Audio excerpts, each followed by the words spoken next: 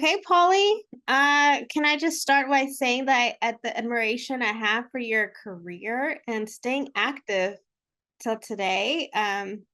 You've seen so many presidents, you've seen so many stories, so many changes, and so many not changes that have been going on all these decades. So, can we first start by saying, you telling us what motivated you to be so involved in politics? Well, actually, it started when I was a little girl. When I was 3 years old, my family moved in we had been living on a farm. My parents were farm workers. And we moved into town because my father got a job at the Greeley Ice and Storage Company. So this was actually, if this was during the war, Second World War. It would have been around 1944, something of that nature. And we went to church. I'll never forget it. 3 years old, and I still remember it. We went to church, and I wanted to see these little girls march around the church in these white dresses they had on. And I insisted, so, like little big kids can do. My family sat in the middle aisle, and the ushers came and told us that we weren't allowed to sit there because the church was segregated. Mexicans and Mexican Americans had to sit on the side aisles or in the back. And that was true of all the churches, in northern Colorado, or different parts of Colorado, as well as we weren't allowed into, there was a lot of bigotry. There were a lot of signs in different restaurants and businesses downtown that said, no Mexicans or dogs allowed. And somehow I understood that and I felt less than, and it hurt. It was so painful that as a little girl, I just remember thinking, it's up to me. I have to change it. I've got to live my life in a way that I'm going to prove that we're as good as or better. And in order to be as good as, I knew I had to be better than. So I knew I had to study, for whatever reason. Most little kids don't study. I did.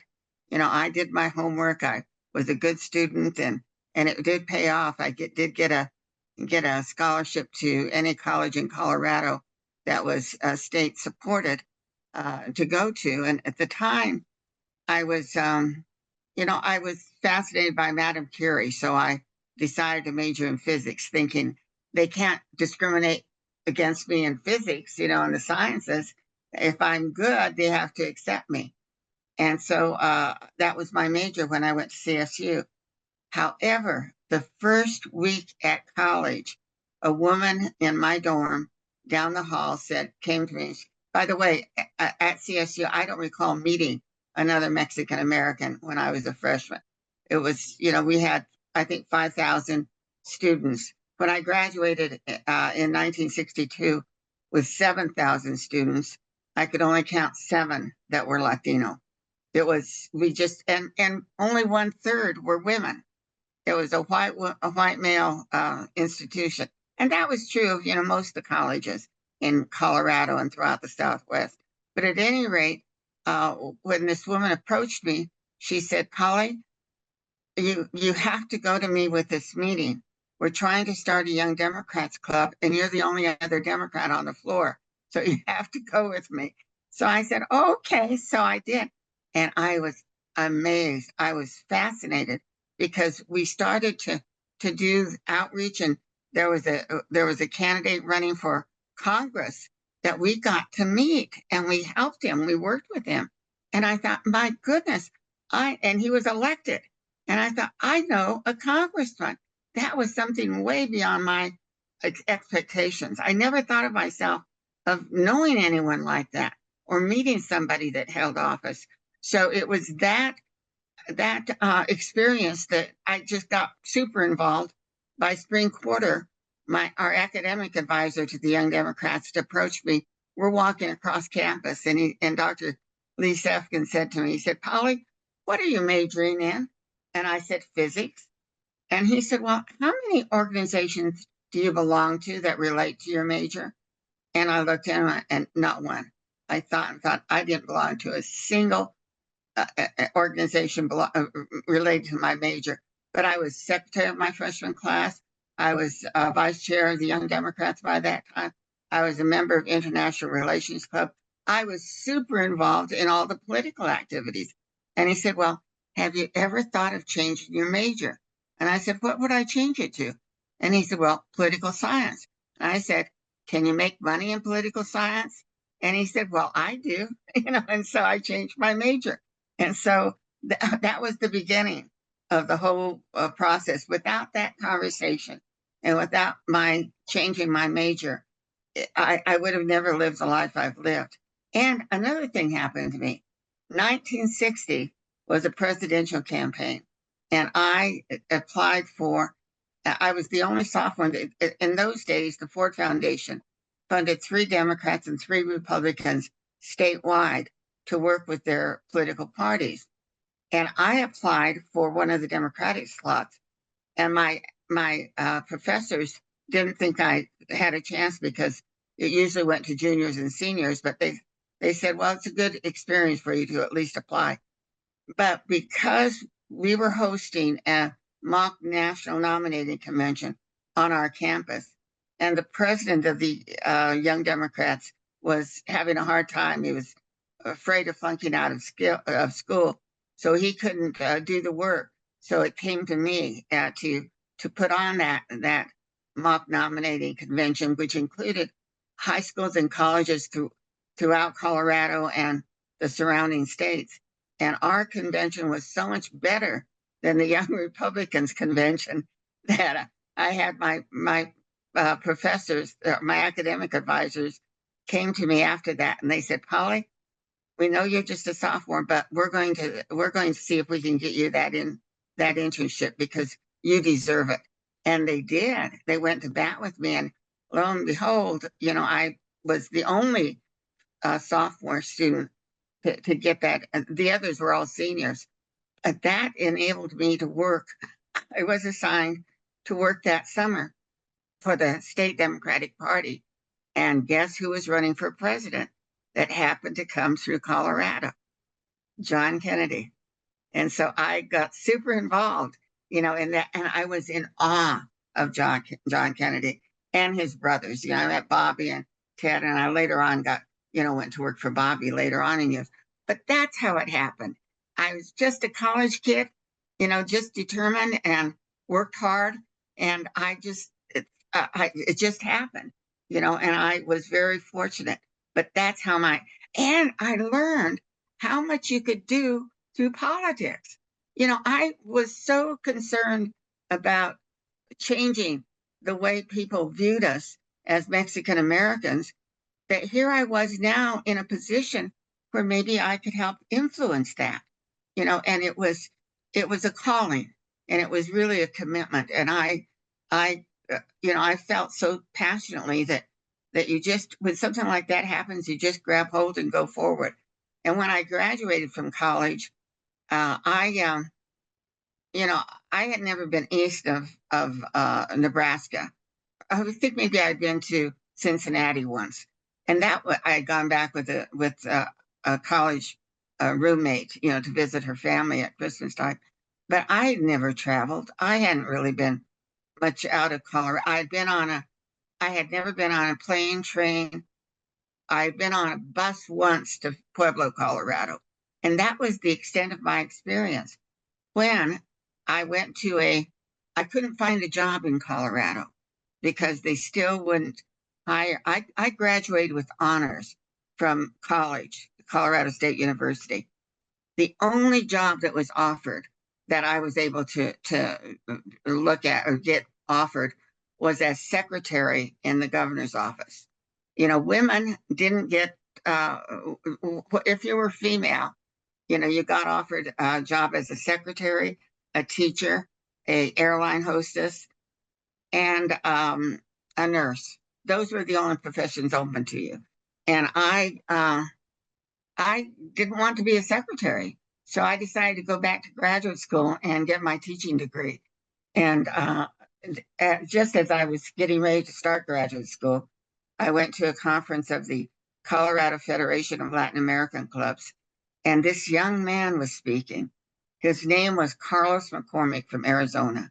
he was Puerto Mexicano, but had an Irish last name, and he talked about John Kennedy, being the president and looking for all of these young kids out of college, and here we were, and this was a Latino, Mexican American, Latino, Hispanic conference, and he said that the president wanted to hire young Latinos. There were all these job opportunities. So I went up to him afterwards and told him I was interested. However, local folks here convinced me to stay in Colorado because I was one of a handful that had graduated from college. But nonetheless, when I went back to graduate school, I got a call from Carlos saying, "Polly, I need your resume." Just had it. He had just had a drink with a gentleman the night before that had a job opening as to train a young woman. He wanted to hire a woman to be trained to put out a labor union newspaper. I had had one journalism course in high school, one in college, had never been east of Cincinnati. And, I was totally inexperienced, with regard to travel, what have you, very innocent. But this job, he wanted to come interview me. And I think it's because I didn't want the job that he liked me because I answered all the questions. He did ask me if my parents would allow me to go back to Washington, D.C., because I didn't know anyone. And, but, a lot of questions about my age. And then he said, let me see what my board says. And then I got a call that he wanted to hire me as a teacher in Colorado with a master's degree, the highest salary.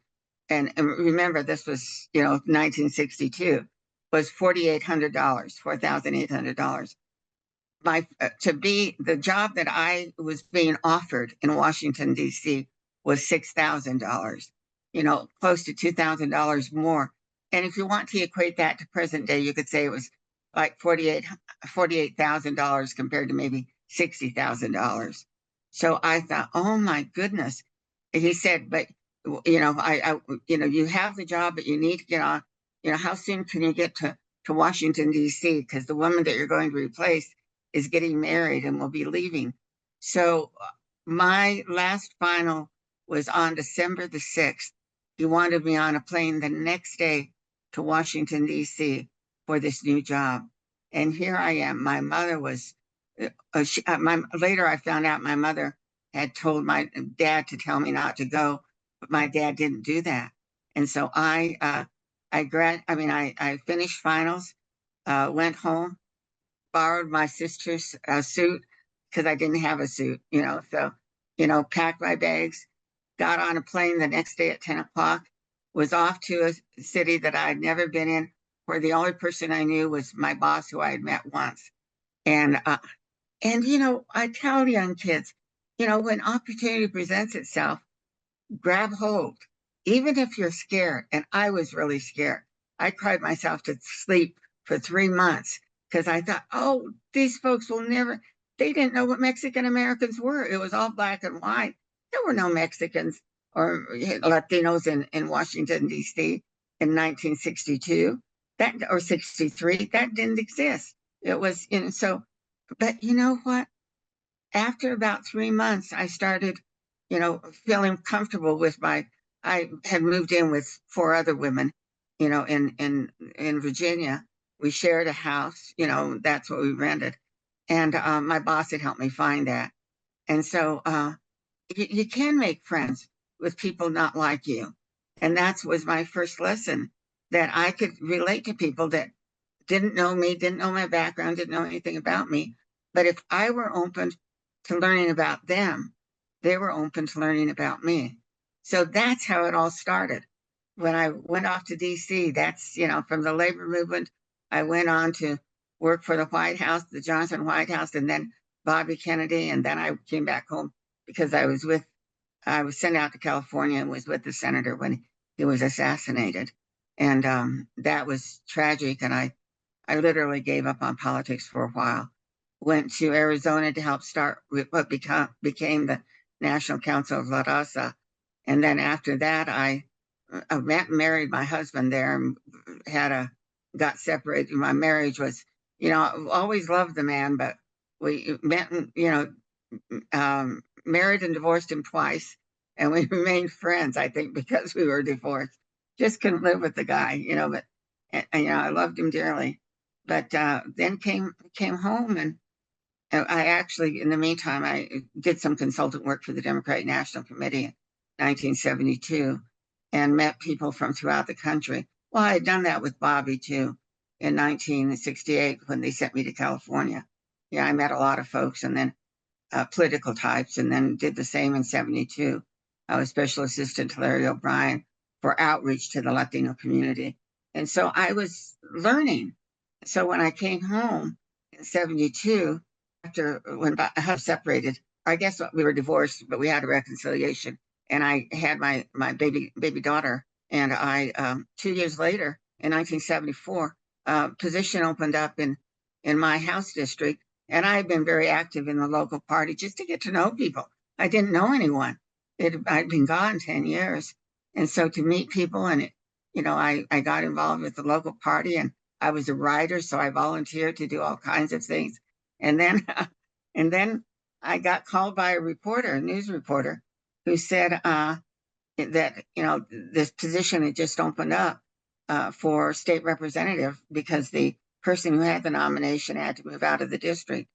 And so he said, well, I just talked to the vice chair of the Adams County Democratic Party, and I asked her who she thought might run for this position, open seat, and she mentioned three men and then you. So are you going to run? And out of my mouth came, yes. I hung up the phone and I said, what in the world did I just do? I had not planned. I had no idea, but I knew how to run campaigns because I've been involved in a lot of them, and so I guess my message to young people has been, again, when opportunity presents itself, grab hold, even if you're scared. And actually, because you're scared, grab hold of it, and just do, you never know. I didn't always win. I ran for Congress and lost my congressional race twice, but I've had an exciting life just because I said yes. Um, it's a remarkable story of that you've had and very encouraging.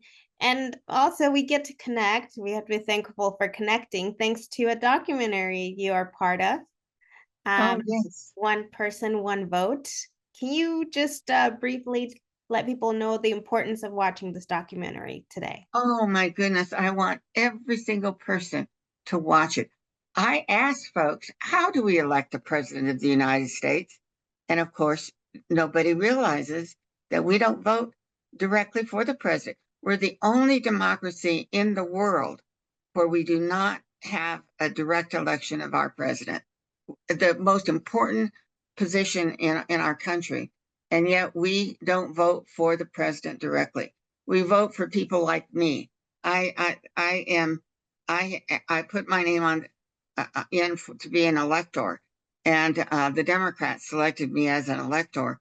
This is my fifth time, my fifth election, where I have been selected by the Democratic Party to represent them as one of the electors in Colorado. Should the Democrats win in Colorado, both political parties and independents, put up candidates or people who will represent them to be their electors. In Colorado, electors are determined by the number of members you have in Congress and your two senators. So in Colorado, we have 8 members of the United States House of Representatives and 2 U.S. senators. So we have 10 electors. And I was elected in Denver County in the first congressional district, so I represent that district. But unfortunately, in my opinion, what happens, the Electoral College is not at all representative of our population in terms of how we vote, because each state, it's a winner take all system. In Colorado, if you have, and I suspect we will have at least 50% plus one persons voting who will then decide, in that vote, I suspect the Democrats will win. All we have to do is get 50% of the the popular vote in Colorado, and then all 10 electors will go and cast the votes for Colorado. So the Republicans won't get a single vote out of Colorado. On the other hand, back in the 80s, when I first became involved, it was the Republicans that won the state all the time. And so the Republicans would get, say, 50% plus one or 52%. And then the Democrats didn't have a voice. And that's the tragedy of the Electoral College, is that we don't really represent the popular vote nationally. We represent the local elections, but it's not a democratic process. Unfortunately, it's in our Constitution, so it's been very difficult to change it. But I run for the Electoral College so I can tell people how unfair it is and how it does not represent our population, nationally. There have only been, I think, 6 or 7 times that the Electoral College vote went against the popular vote. One of those was in 2016. As I'm sure that your audience knows, that Donald Trump has never won the popular vote nationally. What he won was the Electoral College. And the Electoral College is biased toward the smaller states because of the 2 senators. The representatives of the congressional districts, the House members, represent people, but the two delegates who represent the U.S. senators represent states, bodies, not people. So it's not a very fair process. Thank you so much for your time and the information you gave me and the inspiration. I'm happy to talk about the documentary, but just your story is quite a highlight. And congratulations, and I'm sure you have many more years to come of so much excitement.